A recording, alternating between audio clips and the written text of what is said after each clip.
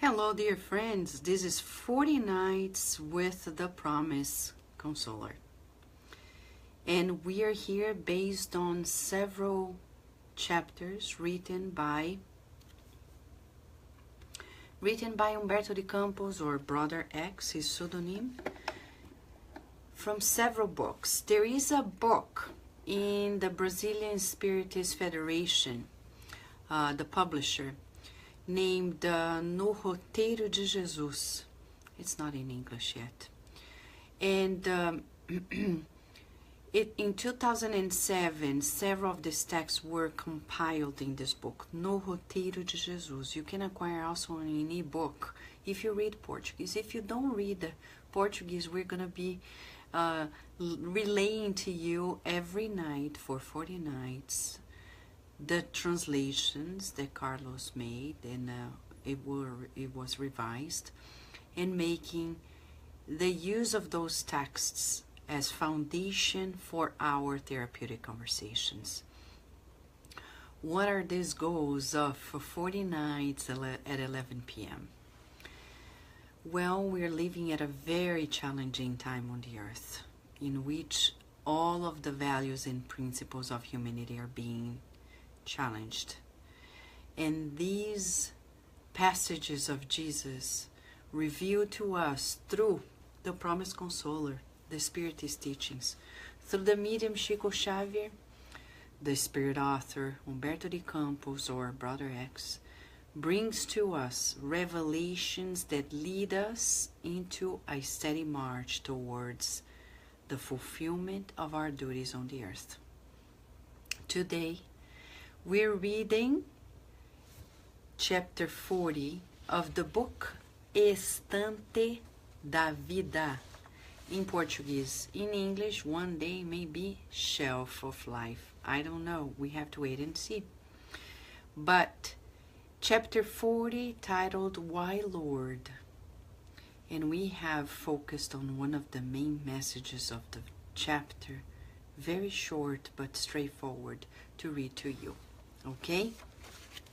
Friends, let me say hi to you, beautiful community, because this is the time in which, in these live settings, we could have recorded it. If one day we need it, we will record it.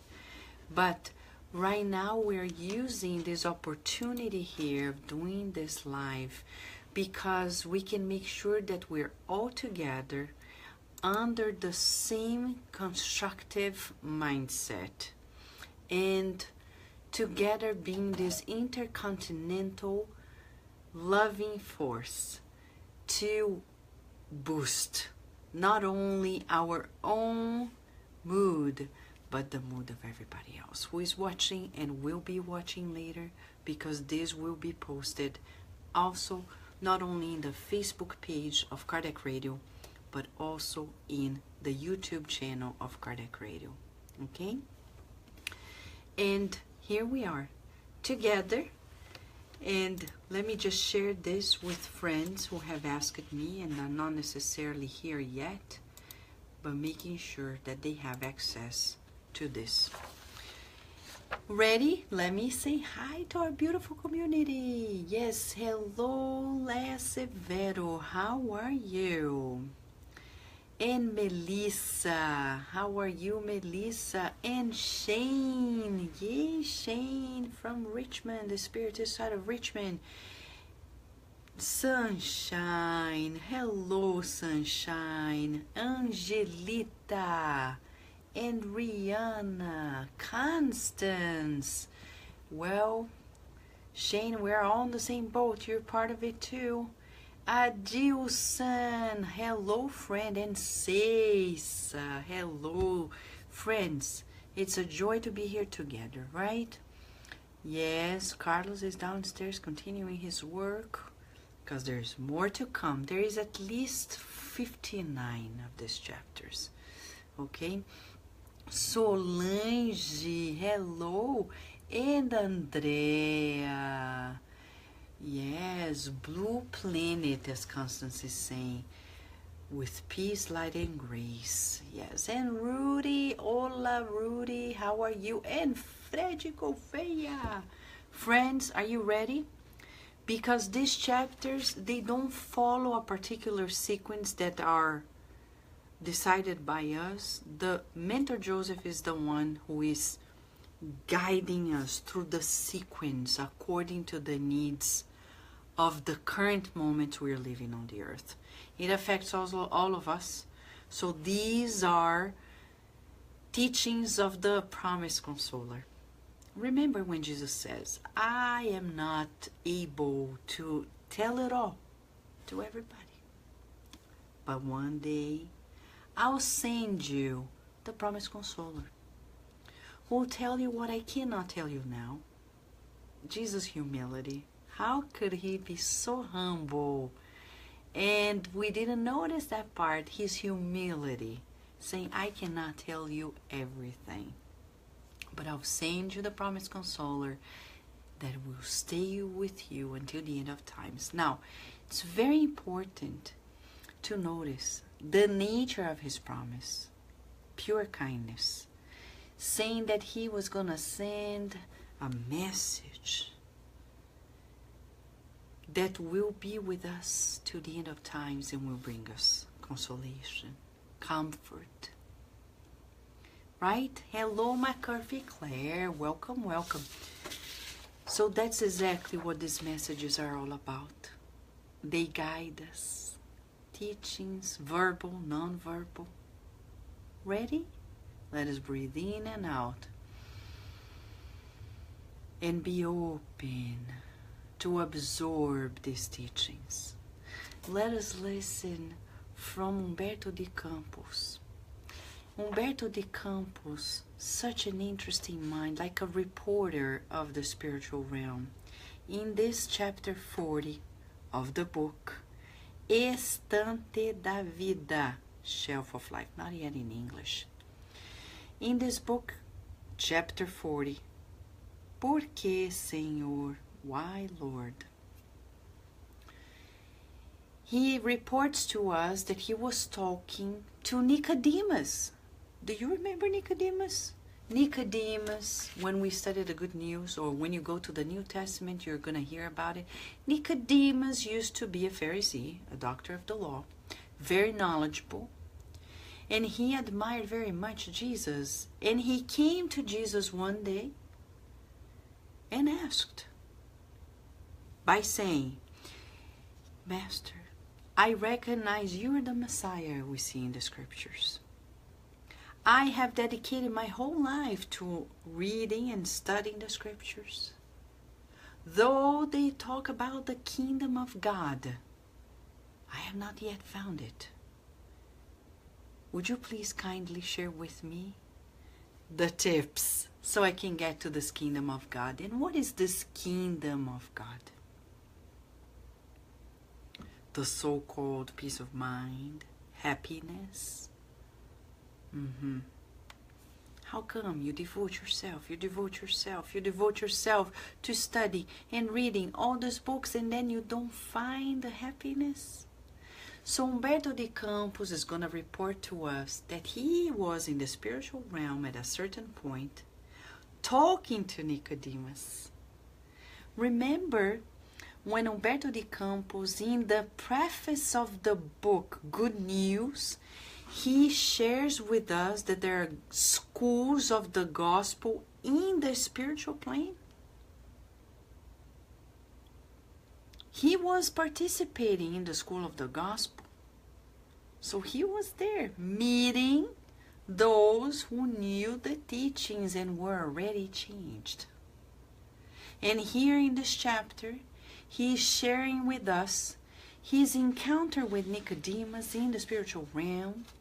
And Nicodemus reveals something that we don't know because it happened at a time past Jesus' discarnation, not necessarily encountered with the people who were writing the scriptures.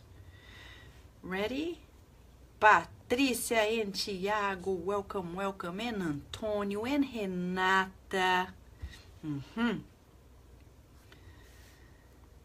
Why, Lord? And Nicodemus, the great Nicodemus of the first days of the gospel, began to tell us. After the Lord appeared to the 500 of Galilee one day at dusk, I stayed by the lake of his preaching, begging him to dissipate my doubts. Before the divine teachings, I experienced the clash that surrounded the ideas of justice and mercy, responsibility and forgiveness. How to reconcile good and evil. How to establish the difference between reward and punishment. Distraught before the demands of the law of which I was an interpreter, I begged for his words, and suddenly the supreme benefactor appeared by my side. I bowed down on the sand, and Jesus approached me. He lightly touched my fatigued head and inquired, "Nicodemus, what do you want from me?" "Lord," I said, "I have my thoughts on fire, trying to discern righteousness and delinquency, kindness and correction. Why did you feast with sinners?" And many times you referred almost rudely to the Pharisees, loyal followers of Moses. Are the people of impure light right? And those who are faithful to the law wrong? Jesus responded with an inflection of unforgettable kindness. I have never said that sinners are on the right path, but I have said that I have not come into the world to help the healthy, but the sick. As for the principles of holiness, what about the good that hate the wicked, the happy that despise the unhappy, if we are all children of God? Of what use is the buried treasure or the book hidden in the desert? Nicodemus went on, "Messiah, why have you paid so much attention to Zacchaeus, the rich, to the point that you shared the table without visiting the poor houses around him?" "I have been with the multitude since the beginning of the new kingdom. As for Zacchaeus, he is a rich man who desires to be educated, to keep the lesson from those friends whom the world call misers is the same as refuse medicine to the sick." "And what about the harlots, Lord? Why did you defend them?" "The prostitutes." Nicodemus, at the time of divine judgment, many of these same unfortunate women whom you reproach will rise from the mud of anguish, clean and bright, washed away by the sweat and tears they shed, while those who have prostituted their existence after abusing their trust, casting them into condemnation and infirmity, will be found in mud. Sir, I have heard that you gave Peter the role of conductor of your disciples. Why? Isn't he the collaborator who denied you 3 times?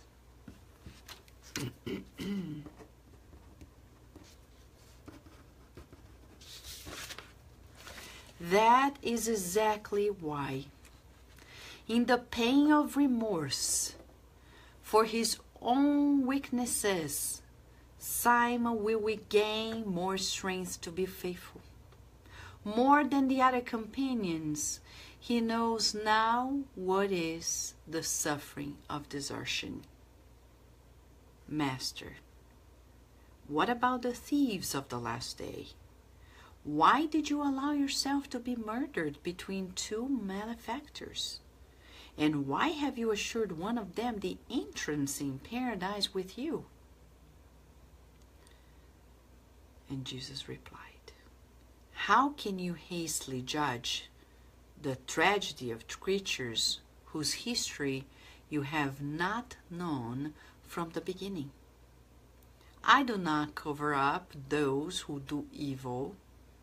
However, it is necessary to know to what extent someone has resisted temptation and misfortune, so that they become the victims of their own imbalance. There are traitors of hunger who respond for the cruelty with which they withhold the bread.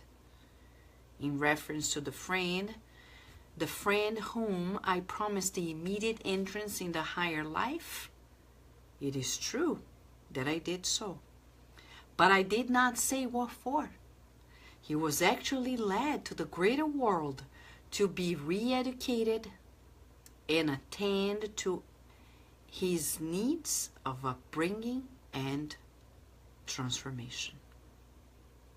Nicodemus insisted, Lord, what about the responsibility with which we must have when dealing with justice? Why did you ask for forgiveness from the Almighty for the executioners themselves when hung on the cross of martyrdom, acquitting those who spanked you? And Jesus replied, I did not annul their responsibility at any time. I prayed, handcuffed to the cross, Father, forgive them because they do not know what they do. This way, I will not assert that our opponents were doing what they should do.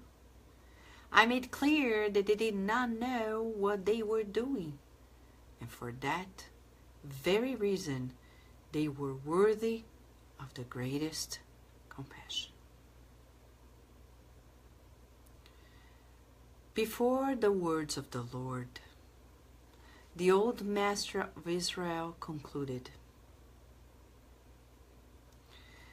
the tears came down from the depths of the soul to my eyes.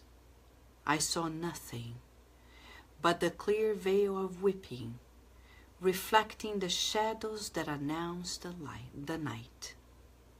Yet I heard, as though the Lord spoke to me far and afar, I want mercy, Nicodemus, not sacrifice. At this point of the narrative, Nicodemus fell silent. The emotion suffocates the voice of the great instructor, whose presence honored the spiritual mansion. And as for us, old judges of the world, who have listened to him attentively, we all entered in meditation and silence, since no one in our intimate chatter seemed to be in much disposition to add anything else.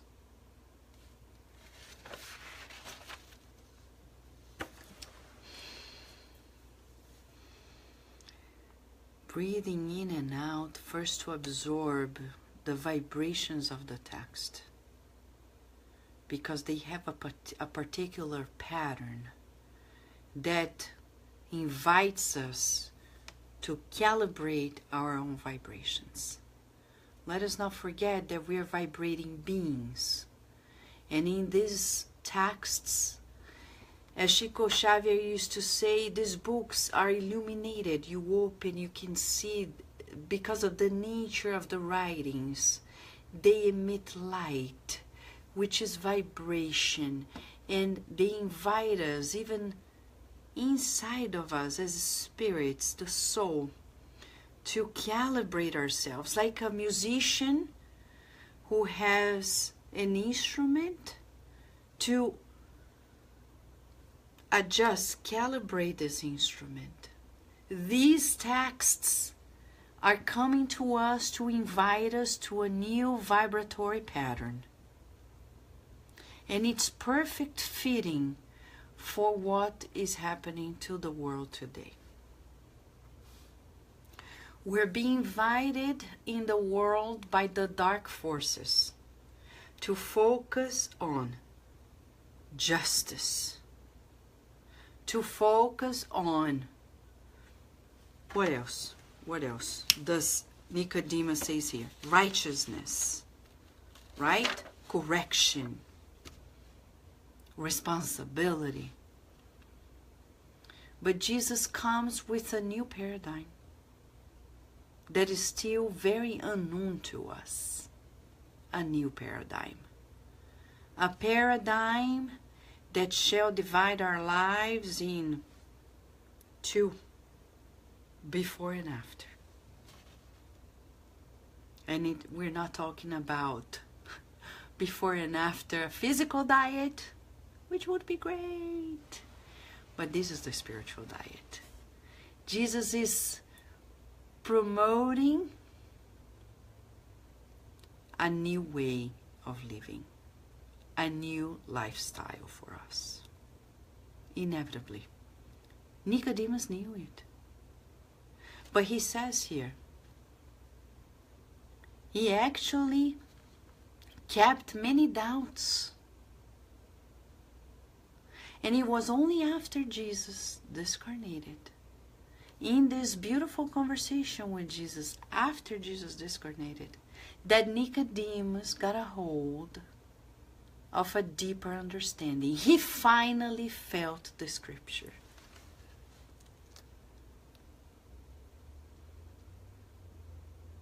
It is moving because there is always a particular time for us in which our lives are going to be divided into, before and after Jesus. Not only the calendar of humanity is divided in two, before and after Jesus, but it is always and also ourselves.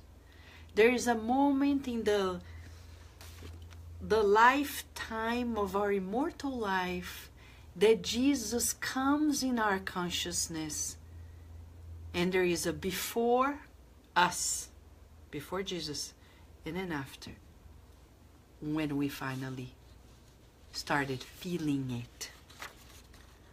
For now, majority of us on earth who know the scriptures, we're like Nicodemus. We like it, it's beautiful, but we don't adjust we don't calibrate the instruments of ourselves, our hearts, by the Christ consciousness. Because in order to do it, we need to feel the scripture. And Nicodemus is bringing to us questions that we ourselves may have.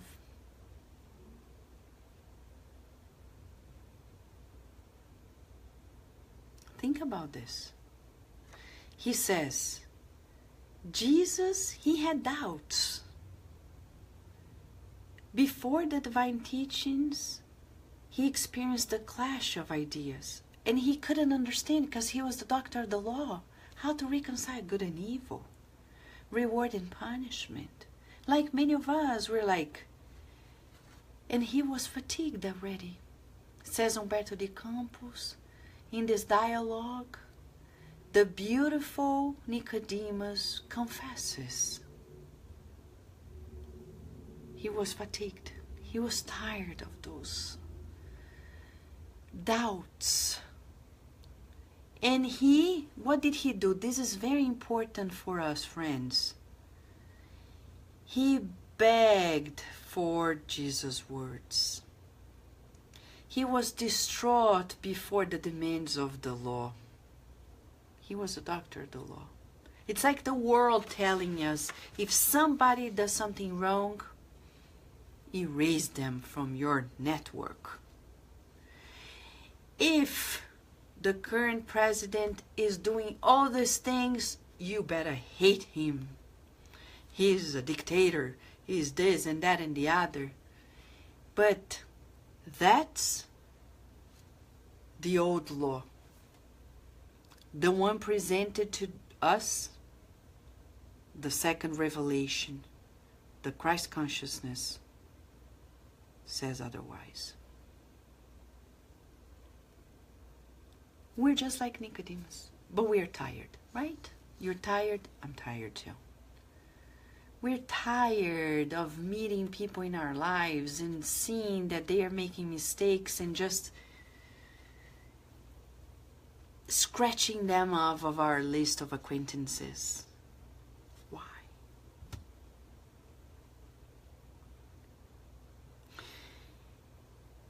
He begged for Jesus' explanations. And you see how Jesus is loving? If you ask, Jesus will come to answer to your questions. Do I have any questions? No, he said that. If you seek, you shall find. And he didn't say what or who. It could be, if you seek Jesus, he's going to show up. You will find. If you ask, you will be given. He was not kidding. He didn't restrict to material circumstances or to spiritual circumstances. He talked even about himself. If you ask him, he's going to provide the answer. And Nicodemus asked, begged, his own words. And the supreme benefactor appeared by my side. He bowed down, and Jesus approached. Now, let us observe the body language of Jesus. He lightly touched my fatigued head. This is the loving benefactor. He doesn't preach. He brings his loving kindness. How do you still see Jesus, my friend? Let us think for ourselves. The Jesus that is far away, so far that people are like, no, only a few can talk to Jesus, not me, because I'm a sinner. Do you feel close to Jesus? You better feel, because he makes no distinction between you and I and Divaldo Franco and Chico Xavier, Dalai Lama, anybody in this world. He doesn't say, no, I'm going to talk to this person because they are wealthy and proud and they have lots of responsibility. But you, Vanessa, I'm so sorry. You wait. In 100 years, I may talk to you. No. How often we're going to hear again and again Humberto de Campos telling us that if you call, he's going to come. You know that song, right? Call me if you need. Call me if you need. Lean on me. Right? It's Jesus telling us. Lean on me. Na na na na. La da da da. Na na na na na. Right? Let's lean on him. Are you leaning on Jesus? Yes? Hello, Marisa. How are you? Margaret, how are you? Welcome, Rita de Cássia. And Sol, saudades, Renata. I'm very happy to see you striving. Beautiful. We need it. And visualize Jesus lightly touching the fatigued head When you're feeling fatigued, call Him if you need. Call Him if you need. Call Him. Lean on Him when you're not strong. La da da da.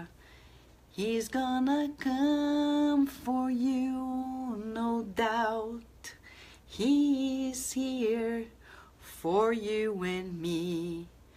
I have no doubt here, do you? No, you don't. You have no doubt either.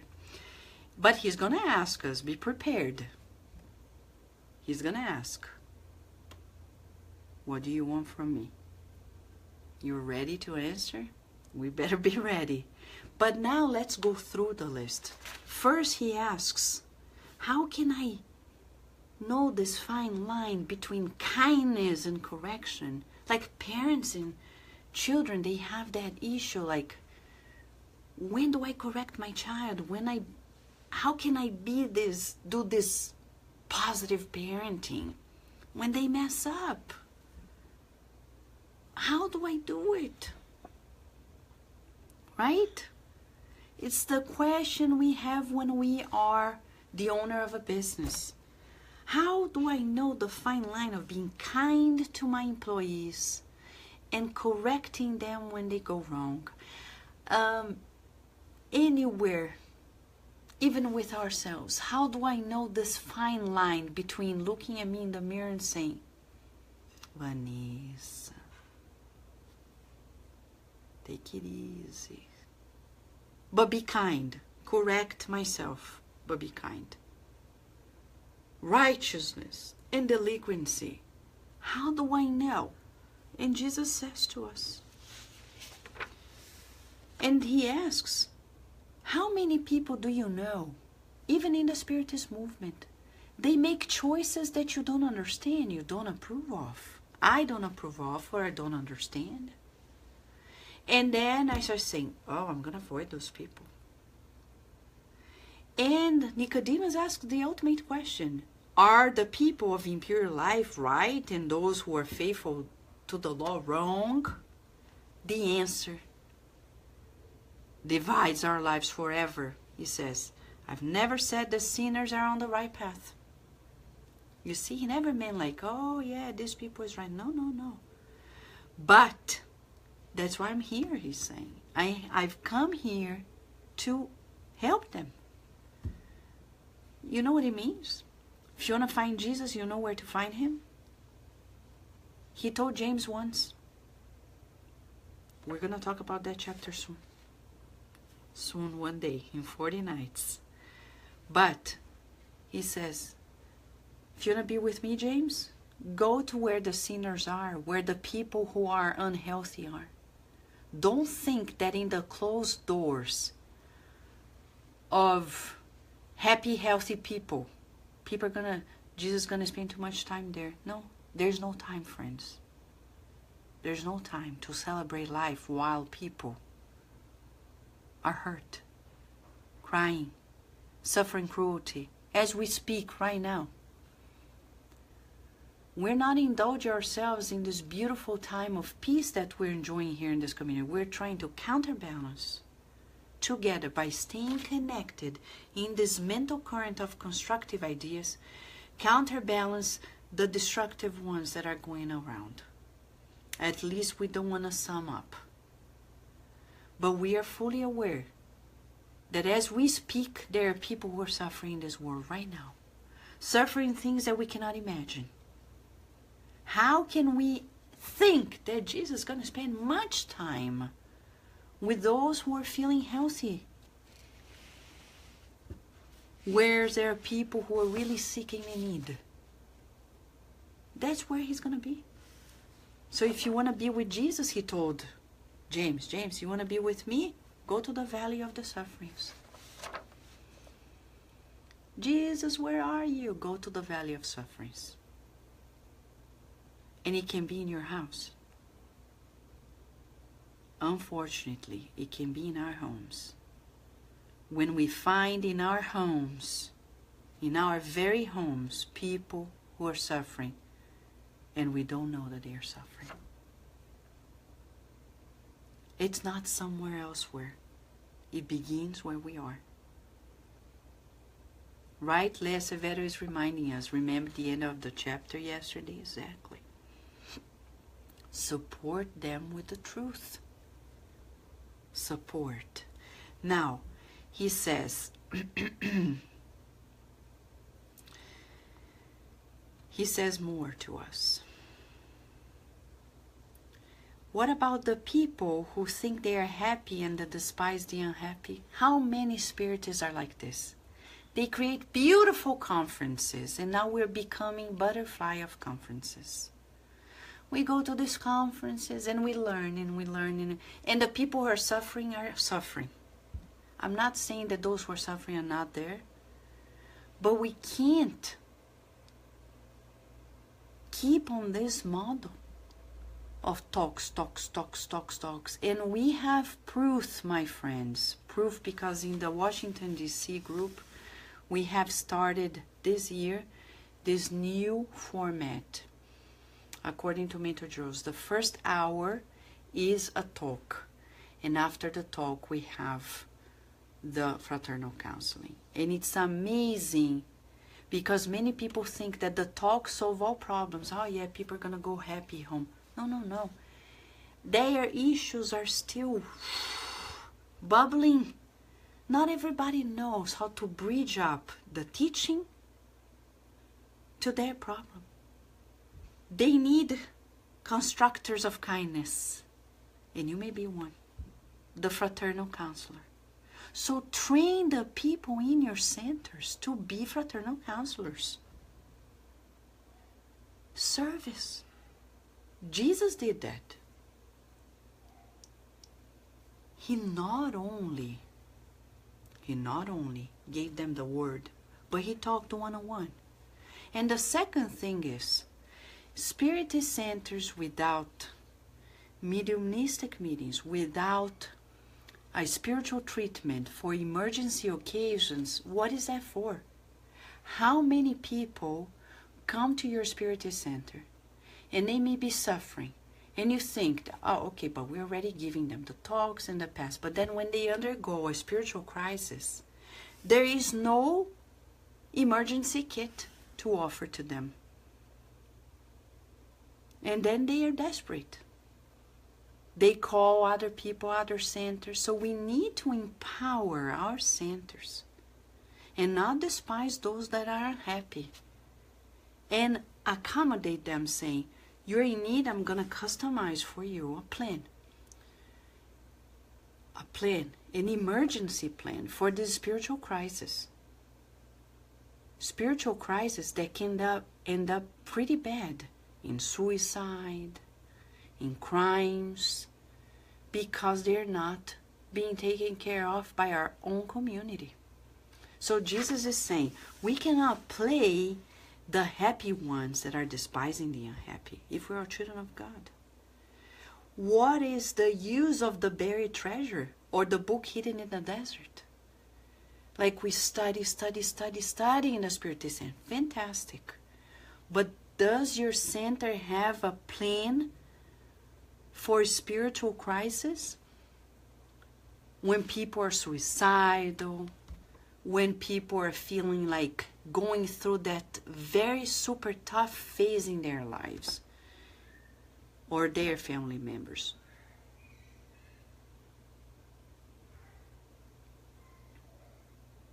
He also, Nicodemus is asking about the people who are wealthy materially and received his attention. He says, we need to keep these lessons open for everybody, otherwise we're refusing medicine to the sick. And for those who have sexual addictions, like the prostitutes, etc., because of what they go through, they quickly will bounce back because they're at the bottom. They're at the bottom of their lives. But how many people think that they're above it all And when they discarnate, they're going to find out they are in the mud of their conscience that did not approve everything they've done. Spiritism explains that. How about Jesus when he gave the gift of forgiveness to Peter, entrusting him to be the rock of this transformation for humanity? And Jesus teaches us a lesson of the human mind we've never heard before. In the pain of remorse, due to his own weaknesses, Peter will gain more strength to be faithful. That's why God allows us to make mistakes. Because through the mistakes, we reconnect ever more deeply and will be ever more faithful. No wonder he invited Saul, to come with him. Through that pain of the remorse, he gained more strength to be faithful. And Paul, did more than many others who knew Jesus one-on-one and from day one were with him. And how many spiritists talk about a spiritist curriculum? I've been doing this for 20 years, 30 years, 40 years, 50 years, ba. Okay, and somebody comes, and in a year or two, they're so committed, no matter what they've done in their lives. Are we going to block their pathway? Jesus didn't block their pathway. Right? Hello, Julija. Hello, Julija. Yes, Andrea. In the Book of News, we talked about how Jesus chose Mary Magdalene even to present himself as Jesus resurrected, quote unquote, the appearance. Now, what about the thieves? It's interesting, this question, because it says you allowed yourself to die, to be murdered in between thieves, and you even promised one of them that he was going to come to these spiritual realms with you, to heaven. What is this? And he says, you're judging too quickly. You don't know the tragedy of creatures, the history. Do we know the history of people? No.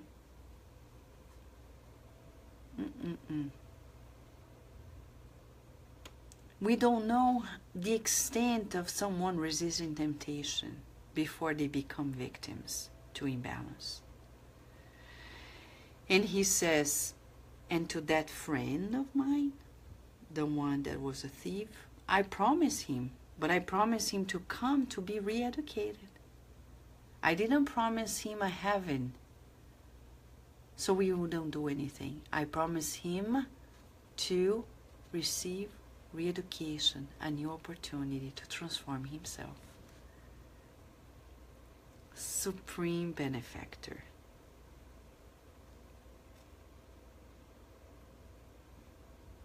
What about the responsibility with dealing with justice? This is the picture I mentioned to you yesterday. It's when Akiane painted this picture.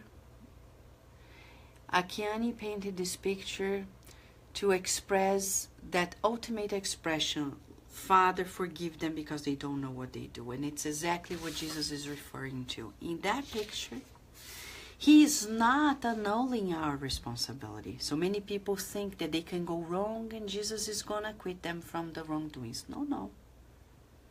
But he says, I prayed, okay, making clear that they need the greatest compassion. My friends, I'm not afraid of telling you this. When you look at President Trump, he deserves our greatest compassion. We don't know his history. We don't know the behind the scenes of what he's living. One thing we know, he needs prayers and compassion. No hatred, because then we're not going to be any different. We're not going to be any different if we feel hatred, especially knowing all of this. Yes, we need to be active and engaged and persist and resist, but with love and kindness and positive mind and attitude, but not with hatred, not without compassion. Otherwise, we're falling in the temptation of being the old person we've been for many reincarnations. We're not going to pass the test. Let us stay strong and emit compassion, like the witches that around the world met yesterday at midnight. They were not cursing. They were actually making sure they were praying for him, hoping that he doesn't hurt himself, he doesn't hurt others either. Whatever they call themselves, we could be the witches, but we're not gonna do anything else. But we need to ask ourselves, are we being compassionate? If we have a meter of compassion, my friend, a meter of compassion, right now, where do you think your meter is pointing? 0 to 100. Where is the meter of compassion towards this current administration of the United States that is challenging us to the core of our values? Where is our compassion? And don't be afraid, because Jesus was never afraid of sharing with us what was needed to be shared. Okay? So, he says to us, and then Nicodemus is weeping because he feels Jesus' vibratory pattern changing his vibratory pattern too. Like an instrument in the hand of a musician, Nicodemus allowed his heart to be tuned up by Jesus' loving heart. Let us feel this invitation, friends. Time has come, and Jesus says the final invitation to us: I want mercy, not sacrifice. Compassion. But to feel mercy and compassion, we need to exercise this eye of understanding that Emmanuel described in the book Thought and Life. To really know, to enter the soul of the person, and really feel that child of God, so we can feel compassion. Passion with the person. Compassion. We're together. Of course, our animal nature still refuses. In our preservation nature, no, thank you. But then we breathe in and out and we say, no, let me work it out. On a second thought, okay, let me take a look. Let me walk with you. Let's pray for the person. Let us tell him, you are a child of God. Let us all now join our forces in a collective mind and say, President Trump, you are a child of God. You are a child of God. You reincarnated to learn to do good. Let us feel it, emanate, exercise our compassion, and stay strong in our values. Because of what Jesus wants from us at this very time we're living in is mercy. Mercy. Mercy, mercy, mercy me. But we're going to fall silent now, like Nicodemus. Let us fall silent. Go home or to work, wherever you are at this moment. And feel the invitation. Jesus saying, I want mercy, not sacrifice. Yes, Rita Di Cassia. Jesus, help us, please. Let us feel, because Jesus is passing by. Jesus is passing by. And when he comes, everything is fine. Sadness is gone and happiness arrives. And when he comes, everything is fine. Sadness is gone and happiness arrives. Friends, until tomorrow, when we're going to meet again, and it's going to be chapter 34 of the book, Estante da Vida. If you're reading Portuguese, if not, just wait, but meditate on this. I want mercy, not sacrifice.